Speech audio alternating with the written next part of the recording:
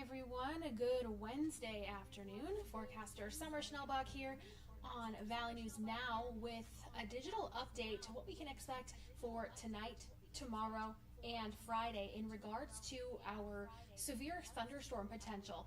Already setting up to be an active week. We had a couple rounds of severe weather on Monday. Yesterday was quieter, but now tonight, tomorrow, late afternoon, evening, and then again on Friday, we've got additional strong to severe thunderstorm chances. You can see on the radar here behind me, as of 3 o'clock, we do have a couple of isolated thunderstorms that have popped up in the Northern Valley, a few more in south central North Dakota along the North Dakota-South Dakota border, and a few up towards Lake of the Woods on the Canadian side as well, kind of right along the international border.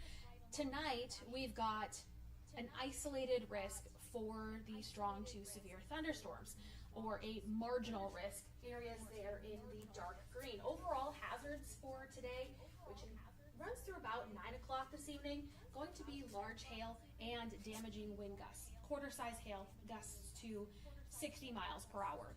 For tomorrow, our entire region highlighted in that level 1 out of 5 risk for severe. That doesn't mean that everyone everywhere is going to see severe storms if you're in the highlighted area, but where we do see severe storms fire tomorrow, we could see damaging gusts to 60 miles per hour in addition to large hail to the size of golf balls, or 1.75 inches in diameter. So something to watch for those storms that pop up tomorrow.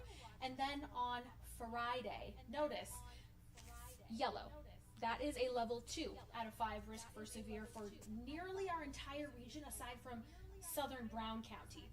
For severe risks on Friday, we're looking at ping pong ball size hail, which is 1.5 inches in diameter, and damaging wind gusts to 60 miles per hour. That's going to be more scattered as opposed to isolated. So let's take a look here at your hour by hour forecast, and I'll make this full screen, get my face out of the way here. For this evening, still looking at that isolated storm threat as we head into the dinner time hour and thereafter. So some rain, some thunderstorms, any that do pop on the stronger side. Again, we're looking at quarter-size hail, gusts to 60 miles per hour, primarily across the northern 2/3 of our region. Southern Valley looking on the quieter side. Into your Thursday morning, we start out relatively quiet, still a few thunderstorms that are exiting off to the east first thing in the morning. Otherwise, partly cloudy skies, temperatures in the 50s and low 60s. First part of our day not looking too bad. But then we see additional storm chances later on in the afternoon and late day hours. We could see some storms continue into the early overnight hours, Thursday night into the pre-dawn hours of Friday morning. Then Friday morning, a few storms to start out the day. The afternoon looking quiet, but then late day, we're watching these storms here that move into the Southern Valley and lift up to the north and east. This is now by 11 p.m. on Friday and continuing into the early overnight hours. So we've got a very active weather pattern as we have this upper level ridge that has been moving over the area, and disturbances right along the kind of upper level fringe of the upper level ridge. So these storms cruising right along that path, which just happens to be right over our area. So we're going to continue to remain in this unsettled pattern tonight, tomorrow, Friday. By the time we get to Saturday, that ridge is lifting to the north. That's going to bring in some more stable air into our atmosphere and warmer temperatures. We're looking at 90s for highs on Saturday. It's going to be a little muggy too. Keep that in mind if you have outdoor plans. And there is a storm threat on Saturday. However, we're going to be capped.